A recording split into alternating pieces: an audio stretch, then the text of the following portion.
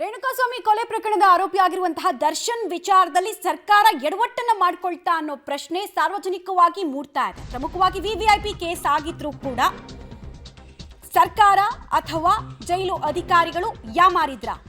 ಈ ಹಿಂದೆ ಸ್ಟೇಷನ್ನಲ್ಲಿ ಬಿರಿಯಾನಿಯನ್ನ ಪೂರೈಕೆ ಮಾಡ್ತಾ ಇದ್ದಾರೆ ಕೊಲೆ ಆರೋಪಿಗೆ ಅನ್ನುವಂತಹ ಆರೋಪ ದೊಡ್ಡ ಮಟ್ಟದಲ್ಲಿ ಸುದ್ದಿಯನ್ನ ಮಾಡಿತ್ತು. ವಿಚಾರಣೆ ಟೈಮಲ್ಲೇ ವಿವಿಐಪಿ ಟ್ರೀಟ್ಮೆಂಟ್ ಅನ್ನು ಕೊಡ್ಲಾಗ್ತಾ ಇದೆ. ಆ ಪೆಂಡಾಲ್ ಹಾಸಿದ್ದು ಎಲ್ಲ ನಿಮ್ಗೆ ನೆನಪಿದ್ದೇ ಇದೆ. ಈಗ ದರ್ಶನ್ಗೆ ಜೈಲಲ್ಲಿ ಕೂಡ ಇದೇ ರಾಜಾತಿಥ್ಯ.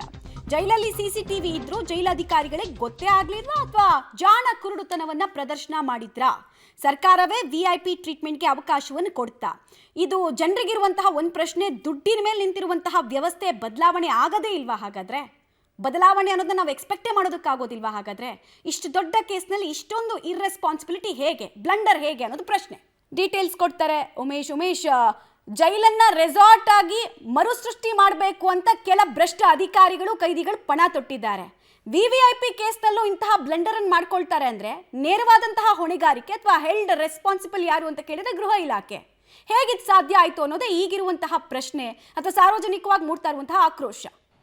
ಮಮತಾ ಪರಪ್ನಗರದ ಆಯಕಟ್ಟಿನ ಅಂದರೆ ಪ್ರಮುಖ ಸ್ಥಳಗಳಲ್ಲಿ ಹೊರತುಪಡಿಸಿದರೆ ಆಯಕಟ್ಟಿನ ಸ್ಥಳಗಳಲ್ಲಿ ಸಿ ಕ್ಯಾಮ್ರಾಗಳು ವರ್ಕ್ ಆಗಿ ಸುಮಾರು ತಿಂಗಳುಗಳೇ ಕಳೆದೋಗಿವೆ. ಅವನ್ನು ಮೇಲಿನ ಅಧಿಕಾರಿಗಳಿಗೆ ರಿಪೋರ್ಟ್ ಮಾಡಬೇಕಾಗಿದ್ದು ಅಲ್ಲಿನ ಸ್ಥಳೀಯ ಅಧಿಕಾರಿಗಳ ಕರ್ತವ್ಯ. ಆದರೆ ಇವರು ತಮ್ಮ ಭ್ರಷ್ಟಾಚಾರಕ್ಕೆ ಮತ್ತೆ ಎಲ್ಲಿ ಅವಕಾಶ ಸಿಗಲ್ಲ ಅನ್ನೋ ನಿಟ್ಟಿನಲ್ಲಿ ಅವರು CCTV ವರ್ಕ್ ಆಗ್ತಾ ಇಲ್ಲದೇ ಇದ್ದರೂ ಕೂಡ ಅವ್ರು ಎಂದಿನಂತೆ ತಮ್ಮ ವರ್ಕ್ ಆಗದೆ ಇದ್ರೂ ಕೂಡ ನಮ್ಮ ಕೆಲಸವನ್ನು ಮಾಡ್ಕೊಂಡು ಹೋಗಿದ್ದೆ ಈಗ ಈ ರೀತಿಯ ಘಟನೆಗೆ ಕಾರಣ ಆಗ್ತಾ ಇರುವಂಥದ್ದು. ಈ ಹಿಂದೆ ಕೂಡ ಅವರು ಅನ್ನಪೂರ್ಣೇಶ್ವರಿ ನಗರ ಪೊಲೀಸ್ ಠಾಣೆಯಲ್ಲಿ ಇದ್ದಂಥ ವೇಳೆಯಲ್ಲೂ ಕೂಡ ಇಡೀ ರಾಜ್ಯದ ಇತಿಹಾಸದಲ್ಲೇ ಮೊದಲ ಬಾರಿಗೆ ಪೊಲೀಸ್ ಸ್ಟೇಷನ್ಗೆ ಏನು ಪೆಂಡಲ್ ಹಾಕಿದ್ರು. ಅಂದರೆ ಆರೋಪಿಗಳು ಯಾರಿಗೂ ಕೂಡ ಹೊರಗಡೆ ಮಾಧ್ಯಮದವ್ರು ಕಾಣಿಸ್ಬಾರ್ದು, ಒಳಗಡೆ ಏನು ನಡೀತಾ ಇದೆ ಅನ್ನೋದು ಹೊರಗಡೆ ಗೊತ್ತಾಗಬಾರ್ದು ಅನ್ನೋ ನಿಟ್ಟಿನಲ್ಲಿ ಪೆಂಡಲ್ ಹಾಕಿದ್ರದ್ದು ತೀವ್ರ ಟೀಕೆಗೂ ಕೂಡ ಒಳಗಾಗಿತ್ತು.